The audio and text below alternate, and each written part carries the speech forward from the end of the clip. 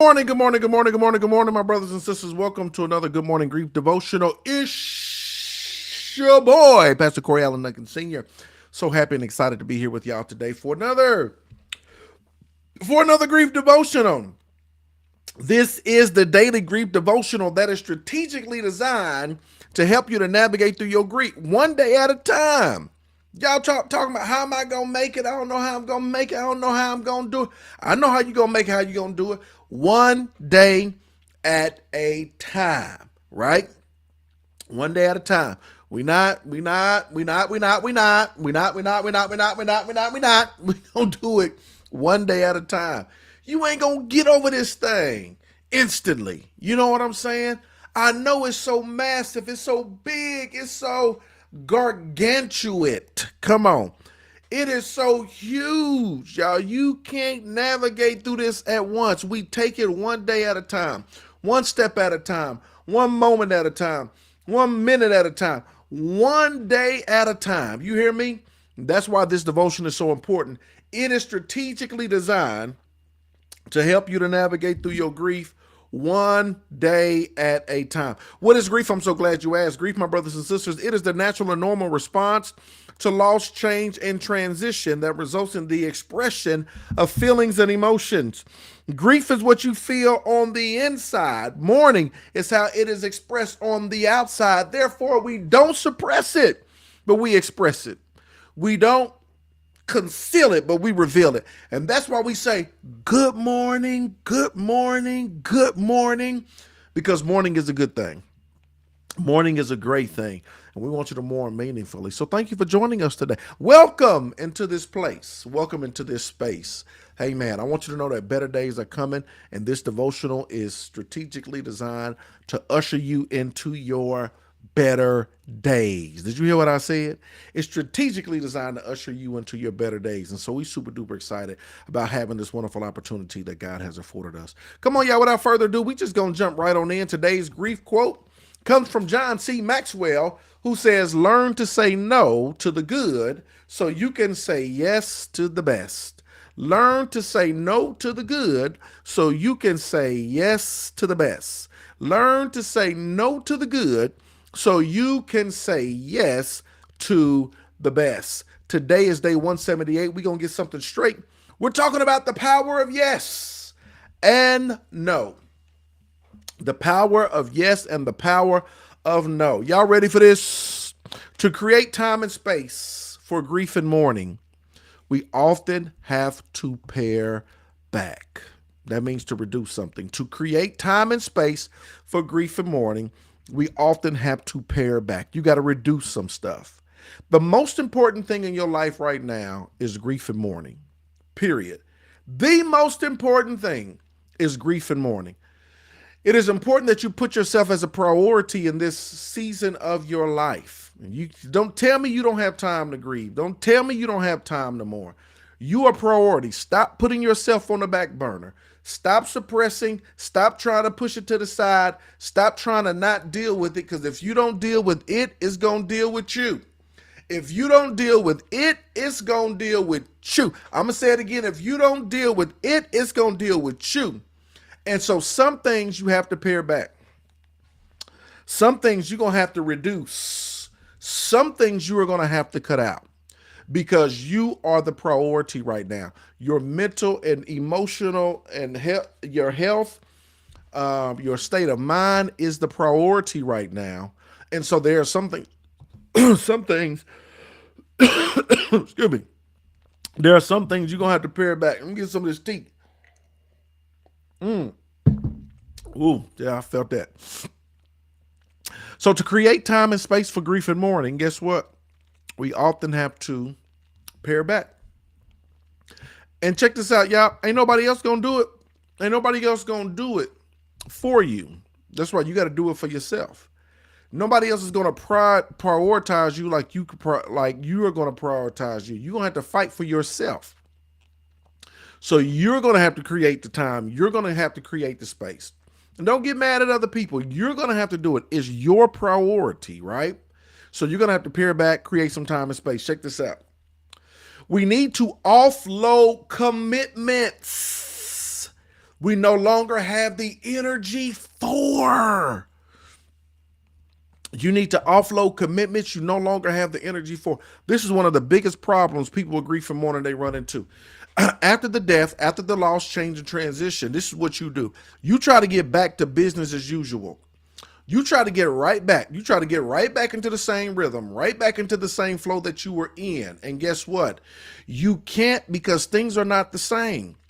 It's just like if a person gets injured physically, a running back or a basketball player, whatever the case may be, you get injured physically, you try to get back in the game and you try to go 100% back to the same way it was before you got injured. It don't work like that, y'all. Things are different. You got to slow walk this thing. That you got to make some modifications.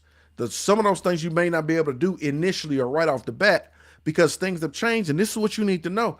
Things are not the same. Things have changed. And yet you're trying to operate in a manner as if things are still the same, right? No, your rhythm has changed. Your rhythm has shifted. And to try to get back into the game and go full speed after the death, the loss, the change, the transition of your grandchild, your granddaughter, your grandson, your son, your daughter, your mother, your father, your brother, sister, your husband, or your wife, you can't do it, right?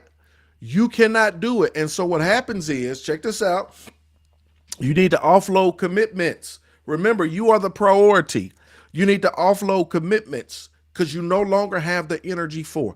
You no longer have the energy for. Watch this. You no longer have the capacity to do what you once did. You no longer have the capacity to do what you once did. You ever did something when you was young and you try to do it when you was older? It was like, whew, oh, wait a minute. When I was young, y'all, I used to play basketball all the time, all day long. I play basketball, do all that stuff. I was going through my phone and seen a video, a video from a couple of years ago when I went to the YMCA, or maybe it was a Facebook post. Went to YMCA, and I'm trying to play basketball with 15 and 16-year-olds, like I was 15 and 16. And I found out rather quickly, you are no longer 15, 16, 17, 18, 19. You're not 20 years old anymore. You in your 40s. You in your 40s. Y'all, my chest was burning. My throat was burning. My heart was about to leap out my chest. I mean, I was like, oh my God. I felt like I was about to pass out, right? Because this is what you got to know and understand. I didn't have the capacity, the same capacity now that I had then. Here I am trying to do now what I did then, but I quickly found out I don't have the same capacity. I don't have the same energy. I don't have the same stamina. I don't have the same, I ain't got none of that. And so what I had, so what happens is the same thing is true now. The same thing is true now. You don't have the same capacity you once had, but yet still, you're still trying to operate as if pre-death. You're trying to operate in pre-transition. You're trying to operate in pre-loss, right? But you suffered this great loss, and yet you're still trying to act like it's the pre-transition. No, that's not. You don't have the same capacity. You don't have the same cognitive ability. You don't have the same energy, right? And so you got to know and understand that you are the priority. And this is what you got to know and understand. You got to offload commitments. You have to clear your schedule of good but not critical optional activities. You hear what I said? Clear your schedule of good but not critical optional activities. I'm going to say it to you one more time. Clear your schedule of good but not critical optional activities. Right now, saying yes to the best means saying yes to mourning. Because saying yes to mourning is actually saying yes to healing. Oh, that's good right there. I'm going to say it again. Right now, saying yes to the best means saying yes to mourning. Because yes to mourning is a yes to healing. If you want to say yes to the best, you're going to say yes to mourning. Because a yes to mourning is a yes to healing. And if you want to heal, you need to mourn. If you got to mourn, you got to create space and opportunity. If you want to mourn, you got to make it a priority. If you want to mourn, you got to offload, you got to pare back, offload other commitments to make sure you can do whatever you need to do. so that you can carve out the time to get on the devotions, so that you can see a therapist, so that you can go to a counselor, so that you can go to a group, so that you can face it in some type of way. Saying yes to mourning means I need to do this, because saying yes to mourning is saying yes to healing. It also means saying yes to others when they want to connect and support us, right? When people want to connect and support you, we saying yes. And I ain't talking about people who want to meddle. I'm talking about people who really have the ability, people who really want to connect, people who really want to support you, right?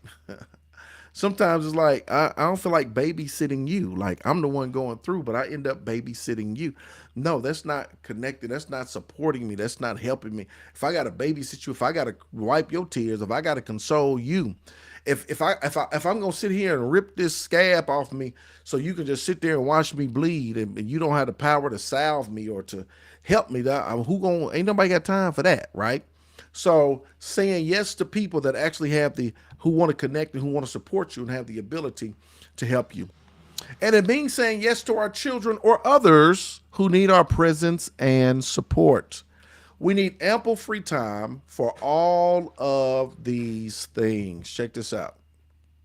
Eventually, we find that saying yes to mourning and good grief support leads to being ready to say yes to other people and activities we love or find meaningful. We say yes to grief today so that eventually we can wholeheartedly say yes to life again. I love that last sentence, y'all. We say yes to grief today so that eventually and wholeheartedly we can say yes to life again. Y'all hear me? Today, we say yes to grief today so that eventually and wholeheartedly we can say yes to life again. Here's the final thought. I can say no whenever I need to in order to say yes to grief, mourning, and healing. I can say no whenever I need to. It's my grief, and I say no if I want to. No, if I want to. No, if I want to. That has to be the mindset. It's my grief, and I can say no if I want to, right? I say no. Oh, I say no whenever I need to, right? In order to say yes to grief, mourning, and healing. I can say no whenever I need to in order to say yes to grief, to mourning, and to healing. Today is day 178. I'm so glad we got that straight. The power of yes, the power of no. Holla at your boy one time for the one time. Questions, comments. Questions, comments that you might have. Questions, comments that you might have. Questions, comments that you might have. Questions, comments that you might have. Questions and comments. I love it. It's my grief, and I say no if I want to. No, I'm going to sing that all day long. No, if I want to. You would say no if it happened to you. Questions, comments, what y'all got for me? Anything. Anything at all. Mm. That tea is so good. Nothing? Nothing at all? Nothing at all? Glad to see that this was me last week. Yes, I'm trying to told you. Yes. Yes. No. No. Yes. No. Yes. No. Say yes to grief, mourning, and healing. Yes. We say yes. We say yes. It feels good to now tell people to find someone to do it. Find someone else to do it. Don't it feel good, Station? Nope. Find someone else to do it. Find somebody else to do it. No, I don't have the capacity. Find somebody else to do it. Nope. Nope. Nope. Nope. Nope. Nope. Nope. Nope. Nada para mí. Nikita, Texas says, nada para mí. Nope. Hola. That's right. It feels good. Prioritize yourself. The little words have power. So yes and no. Exactly. So much power. Self-care, number one. Absolutely. Period, point blank. Period, point blank. Prioritize yourself. So that's the lesson for today. Prioritize yourself, right? Say no. Reduce, pare back to some stuff so that you can do what you need to do as it relates to healing and navigating through your grief journey. Come on, I hope you got it. I hope it's a blessing to you. Y'all hang on to it. Hang on to it. We here, y'all. Daily Grief Devotional. We are here. This is day 178. 178 devotional lessons, 178 opportunities for you to grow, 178 opportunities for you to be a better version of yourself and to navigate through your grief. 178. You hear me? 178. 178. And we're going to keep showing up. I thought I told you that we won't stop. I thought I told you that we won't stop. Yo, tomorrow we're going to be back with 179. I hope and pray you tune in and make sure you on time. I love y'all with the love of the Lord. We out. Let's go, baby. Uh, uh. Good morning. Good morning.